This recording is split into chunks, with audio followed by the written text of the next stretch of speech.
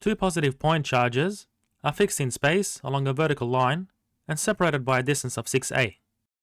A non-conducting sphere of radius a is uniformly charged with a total charge minus q. The center of the sphere is at a distance 5a from point P. And in part A, if the reference of electric potential is set to be 0 and infinity, calculate the electric potential at point P.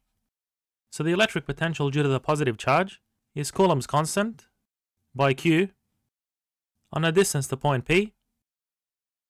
And we have two such charges. And to find the electric potential outside the sphere, we can treat it as a point charge where the charge is concentrated at the center of the sphere. So we have Coulomb's constant by minus Q, which is minus KQ, on the distance to point P, which is 5a. So what we get is KQ on A by 2/3 minus a fifth. So that gives 10 minus 3 on 15. So we get 7 on 15 by KQ on A. And now we'll do part B, so we can get rid of this. What is the work needed to move a positive charge Q1, which has a mass m, starting at rest from infinity and ending at rest at point P? Well, that's the work done by an external agent, which is equal to the change in electric potential energy.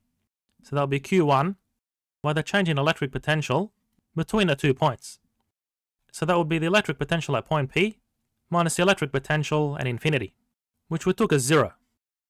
So we can use the electric potential at P from part A.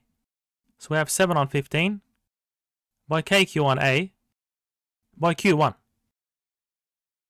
Now let's make a bit of room. And in part C, if the positive charge Q1 is released from rest at point P, calculate the speed of the charge at the instant that it hits the surface of the charged sphere. So by the conservation of energy, we have the electric potential energy at point P plus the kinetic energy at point P is equal to the electric potential energy at the surface of the sphere plus the kinetic energy of the charge at the surface of the sphere.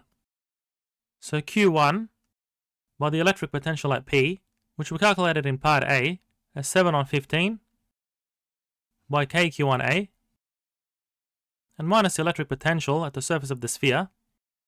So this charge has a distance of square root 16a squared plus 9a squared, which is 5a from this point on the surface. So we have minus KQ on 5a, and there's two of these charges. And then we have the electric potential due to this concentrated charge on the surface of the sphere. So that will be K by minus Q, which is minus KQ, on the distance which is A. And note we're subtracting the electric potential on the surface of the sphere, so this becomes positive. And that's equal to 1/2 mv squared. So to simplify this expression, 2 on 5 is 6 on 15, and 1 is 15 on 15.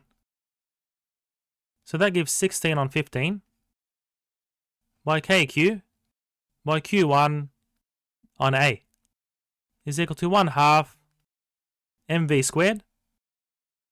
And then solving for v, being the speed of the particle, we get the square root of 32 on 15 by KQ by Q1 on MA.